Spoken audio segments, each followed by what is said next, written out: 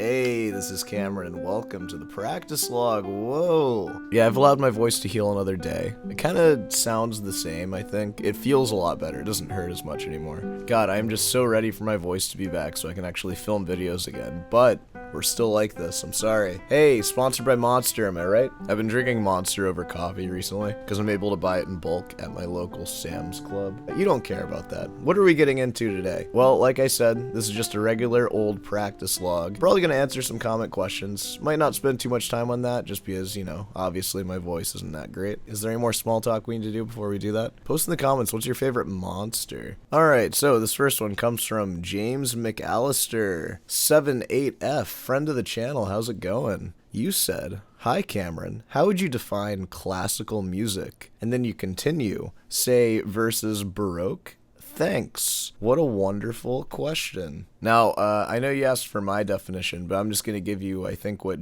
people generally think. If we're just talking about time periods, we can say, like, between 1600 and then marked by Bach's death. 1750 is kind of the Baroque period. And then after 1750, which is also sort of marked by Mozart's birth, which was in 1756, really close to Bach's death, is the classical period. Now, that's just time frame. There are musical differences, too. You can pretty clearly hear it in the music that I play. What's the Baroque music that I play? Like the Bach? I might play some Bach today. Like, what do you notice about the fugue? It's very polyphonic, which means that it's full of melodies, harmonized with other distinct melodies. Melody.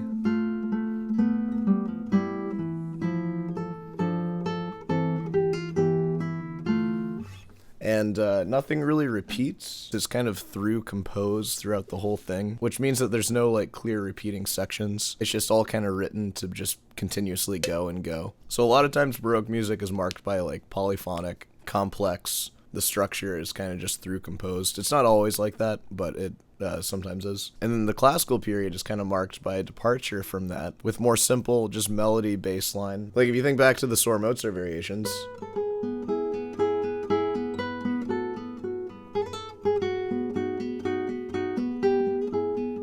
It's just a melody with an alternating bass line, right? It's simple. It's not like a polyphonic, like harmonized melody thing. More simple, it's light, it's fun. Yeah, so that kind of defines classical, and then as we move on, we get into like romantic, which basically things just go kind of crazy, and it's all about just excessive craziness. So it's sort of a departure from the classical, like just simple, pretty. And those are our three main time periods that we deal with in music. There's stuff before that, there's stuff after that. I don't really care about that stuff so much, though. Now, another part of your question, how do I define classical music? I would define, like, the fugue that I play, and the Bach that I'm learning right now, and the Schubert that I'm learning, which is way later, and the Mozart variations. I consider all that classical music. And really what I mean by classical music is just solo concert repertoire. Pretty much anything I play on this guitar, I'm going to consider classical music because it's a classical guitar. And you can differentiate that from your electric guitar, which is less of a concert instrument and it's more of like a bedroom instrument. And on it, you would play bedroom music, like you would noodle and do nothing really of substance. So that's how I separate those two things. Yeah, hopefully that helps though. And there's tons of resources online if you really want to learn what the difference is between Baroque, classical, and romantic are. I'm just giving you very general definitions here with general things to look for in each one. There's so much more you can look into with that I don't know about. I could look into it myself. I'm sure I'll be taking music history classes in my master's degree, so you know. But until then, that's what I got for you. This is a really interesting one. This is from Not Another Guitar Channel. Oh no,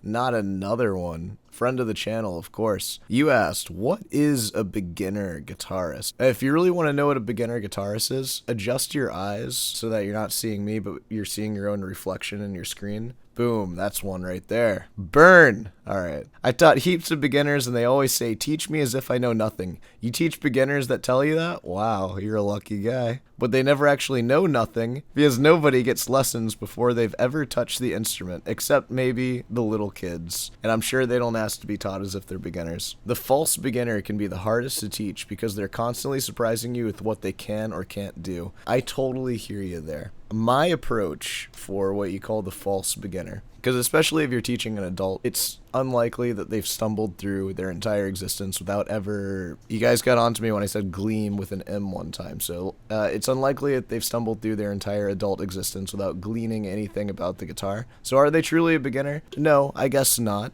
But I always approach students the exact same way. I kind of have what I start with, which the whole point of a first lesson for me is to get their right hand technique good, get a thumb stroke going, get their four fingers moving, get them to play a simple song, maybe on one string, and then the following lessons after that are all for learning how to read sheet music and slowly building that up over time. And this might be a little uncomfortable, especially when you're talking to an adult who could be like just a peer or even someone older than you. It's a little weird to ask them to do extremely simple tasks. It's easy to just kind of assume that they already know and to just move on.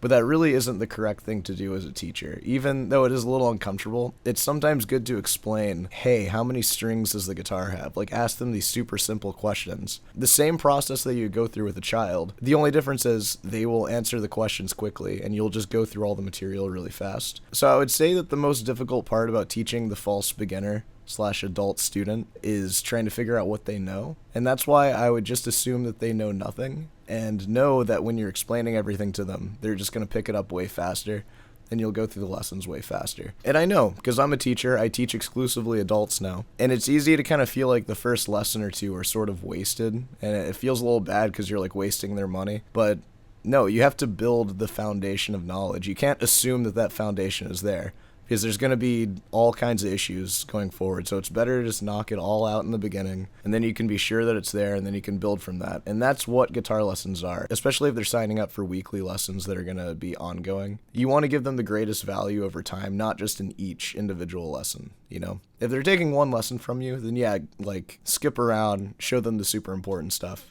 But if you're going to see them every week, give them a really thorough education over time. And some lessons can be preparation for a big revelation in the next lesson, just because you have that kind of time to do that if you're doing weekly ongoing lessons. All in short, I would just suggest treating all students the same.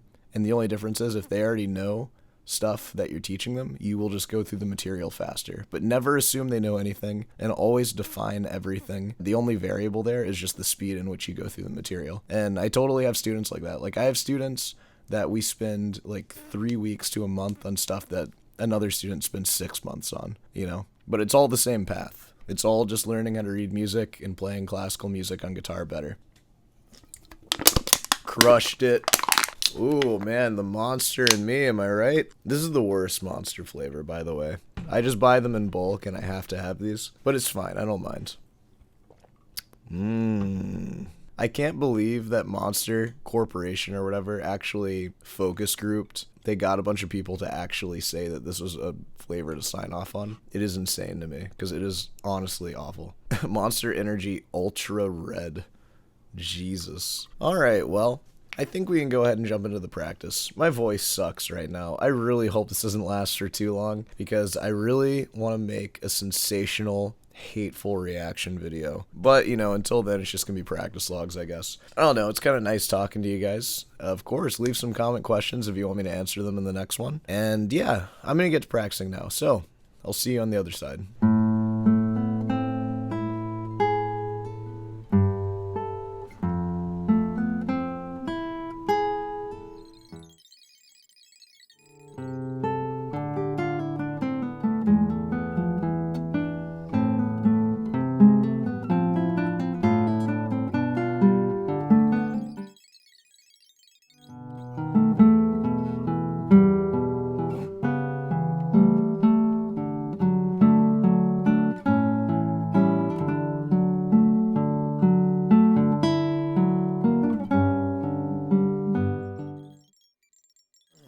Okay, I think I'm done for now. I put in some pretty good work. I worked on BWV 997, the Prelude. I'm going to play that for you next time because I hate to do this to you. I've made a lot of progress on the fugue. I've been listening to a lot of Hilary Hahn, and I've been kind of copying a bit of her stuff that she's doing with like timing.